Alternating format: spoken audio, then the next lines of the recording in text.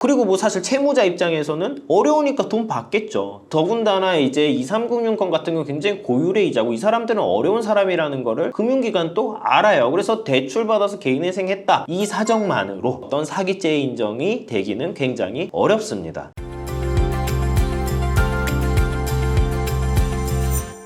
안녕하세요. 개인회생 길잡이 김은찬 변호사입니다. 오늘 제가 설명드릴 내용은 많은 분들이 상담 과정에서 질문 주시는 내용이에요. 변호사님, 저 대출 받아서 지금 요거 뭐 여기저기 사용을 하고 지금 개인회생 곧바로 진행하려고 하는데 이러면은 저 사기죄로 고소당하지 않나요? 이런 거를 질문 많이 주시거든요. 그래서 이 부분에 대해서 좀 한번 설명을 드려볼까 하는데, 일단 좀 개념적으로 좀 구분을 해야 되는 게 사기회생죄가 있고요, 사기죄가 있어요. 이거 두 개는 다른 범죄입니다. 그래서 좀 한 개씩 설명을 드리면, 사기회생죄는 채권자를 해할 목적으로 회생 절차 안에서 재산을 은닉하거나 허위의 서류를 제출하는 경우에 인정되는 거예요. 그러니까 이건 뭐예요? 한마디로 내가 지금 채권자한테 돈 다 갚을 수 있는데 회생 절차를 악의적으로 이용을 하는 그런 채무자를 처벌하겠다, 이런 목적을 가지고 있는 죄명이고요. 사기죄는 기망행위에 속아서 금전을 교부했을 때 인정이 되는 거예요. 사기회생죄랑은 개념적으로 조금 다르죠. 그래서 좀 이제 대출기관과의 관계를 좀 살펴보면은, 대출기관을 기망해서 돈을 받는 거예요. 그럼 기망하는 방법이 허위로 서류를 제출하는 방법이 있을 수 있고, 두 번째로는 난 이거 애당초 갚을 생각이나 능력이 없는데 고의적으로 대출을 받는 경우가 있을 수가 있어요. 그래서 돈이 딱 들어오면 그 사기죄는 성립하고, 기수라고 그래요, 법적으로 성립하고 끝나는 겁니다. 그러면은 내가 금융기관에서 돈을 빌려서 뭐 도박을 했건 코인을 했건 아니면 생계를 위해 사용했건 돌려막기를 했건 뭐 어쨌든 다 쓴 다음에 개인회생을 진행을 하게 되면, 일단 기본적으로 사기회생죄는 회생 절차를 악용하는 건데 회생 절차 안에서 허위가 있어야 되는데 그런 건 아니잖아요. 그러니까 이제 지금 이게 사기죄 성립이 인정이 되는지를 검토를 해야 되는데, 제가 아까 말씀드렸죠. 돈 받으면은 사기죄는 기수고 범죄가 끝난 거예요. 그럼 나중에 내가 개인회생을 진행했다는 사유로 갑자기 사기죄가 성립하고 말고가 인정되는 것은 부당한 거예요. 잘못된 접근법이거든요. 사실 접근을 언제 해야 되냐면은, 대출을 실행할 신청해서 대출금을 받을 그 당시에 사기죄가 인정되느냐 안 되느냐를 봐야지, 나중에 개인회생을 뭐 한 해 만해로 지금 판단할 내용은 아닌 것이죠. 그래서 지금 요 리딩 판례, 그러니까 이제 개인회생을 진행했을 때 사기죄가 성립하느냐에 대해서 대법원 어떤 판례가 있는데, 요거를 좀 한번 소개해드리면은, 사기죄의 성립 여부는 그 행위 당시를 기준으로 판단해야 된다. 그러니까 대출 실행할 당시를 기준으로 판단하고, 그 행위 이후의 사정 변화 등으로 인해서 피고인이 채무불이행 상태에 이르게 된다고 해서 사기죄로 처벌할 수는 없다. 그리고 재정적 어려움으로 인해서 개인회생을 진행을 하는 거는 이제 어떤 채무자의 효율적인 회생을 도모하기 위한 그런 어떤 나라에서 허용하고 있는 절차이고 개인회생 제도의 목적이기 때문에, 개인회생 제도를 통해서 면책을 받는 채무자에 대한 차용금 사기죄 인정 여부는 그 사기로 인한 손해배상 채무가 면책대상에서 제외돼서 경제회생을 도모하려는 채무자의 의지를 꺾는 결과가 될 수 있기 때문에 조심해야 된다. 말이 어려운데요. 그러니까 이게 한마디로 설명하면 뭐냐면요, 사기죄가 인정되면은 이건 개인회생을 못해요. 이건 다 갚아야 되거든요. 그러니까 이거를 사기죄를 너무 쉽게 인정하게 되면은 개인회생이라는 제도 자체가 몰각된다, 이 사람 탕감을 못 받게 되고 그런 어떤 의지가 꺾이지 않냐, 굉장히 신중하게 접근해야 된다라는 것이에요. 그래서 대출을 받을 때 사기죄가 성립하느냐를 엄격하게 봐야 되고 신중하게 판단을 해야 된다. 그 당시 놓고 판단해야 된다라는 겁니다. 그러면은 어떤 그런 유형들을 한번 살펴볼게요. 언제 사기죄가 성립할 수 있는지. 첫 번째로는 대출을 받을 때 허위의 자료를 제출한 경우가 있겠죠. 여기서 이거는 명백하게 대출기관을 속인 거잖아요. 허위의 서류를 제출해서 신청 단계에서. 두 번째는 대출에서 용도가 특정된 경우가 있어요. 대표적으로 전세보증금 대출 같은 경우가 있겠죠. 이런 경우에 허위의 임차인을 데려와서 전세보증금 목적으로 대출받아서 다른 데서, 이거는 사기가 되는 겁니다. 그런데 이제 뭐 신용대출이라든가 카드론 현금 서비스 같은 경우, 그러니까 대부분의 채무자분들께서 이제 받는 대출은요, 생활자금 정도로 포괄적으로 기재되어 있는 경우가 대다수이고, 어떤 용도 외적으로 사용했다라는 내용만으로 사기죄가 되지 않아요. 그리고 대출 기간 같은 경우는 신용 점수나 소득을 다 검토해서 대출 실행 여부를 자기들이 심사해서 내보내거든요. 그렇기 때문에 나름의 어떤 판단을 할 수 있기 때문에, 그리고 뭐 사실 채무자 입장에서는 어려우니까 돈 받겠죠. 더군다나 이제 23금융권 같은 경우 굉장히 고율의 이자고 이 사람들은 어려운 사람이라는 거를 금융기관도 알아요. 그래서 대출 받아서 개인회생했다, 이 사정만으로 정도로 어떤 사기죄 인정이 되기는 굉장히 어렵습니다. 다만 좀 문제가 되는 경우는 있을 수 있겠죠. 언제냐면은 개인 간의 거래. 내가 친구한테 돈을 받았는데 개인회생을 했어요. 이거는 사기죄가 좀 쉽게 인정될 수 있어요. 상대적으로. 왜 그러냐면 친구한테 돈 빌릴 때 상황은 내 어떤 자력이나 뭐 신용점수 이런 걸 다 숨긴 상태에서 곧 갚을게 하면서 용도도 보통 말을 해요. 친구한테 너 왜 돈 필요한데? 라는 걸 물어보기 때문에 용도도 말을 해요. 아, 나 지금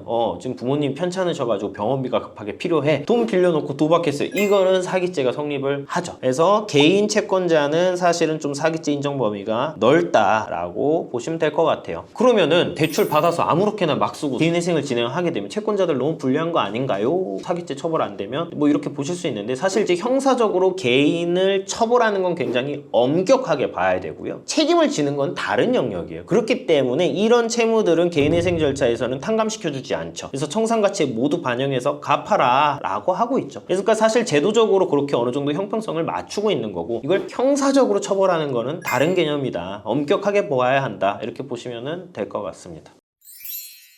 오늘은 대출 실행에서 개인회생 진행했을 때 사기죄로 내가 처벌받지 않을까, 이거를 걱정하시는 분들이 꽤나 있어서 그게 크게 걱정하실 필요 없으시다. 대부분의 경우에서는 그냥 어려운 사정에서 대출 실행하셔가지고서는 돌려막기나 생활자금 등으로 사용하시는 경우가 대다수이기 때문에 걱정하실 필요 없다라는 말씀 드리고 싶고요. 관련해서 궁금하신 점 있으시면 언제든지 편하게 문의 부탁드리겠습니다. 감사합니다.